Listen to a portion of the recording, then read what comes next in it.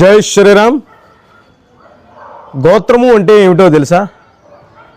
Go అంటే గోవులను, త్ర అంటే రక్షించువారు. గోత్రము అనగా గోవులను రక్షించువారు అనే అర్థం. పూర్వం సముద్ర మథనం జరిగేటప్పుడు 5 గోవులు కామధేనువు రూపంలో అవతరించాయి.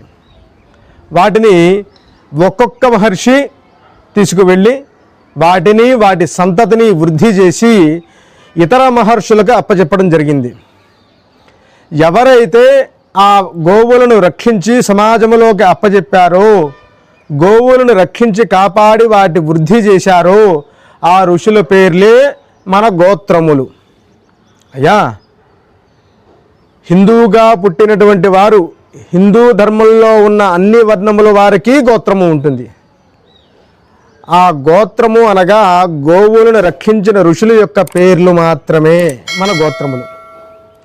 ఇలాంటి మరిన్ని మంచి విషయాలు తెలుసుకోవాలి అనుకుంటే ఇప్పుడే మన ఛానల్ సబ్స్క్రైబ్ చేసుకోండి. జై శ్రీరామ్.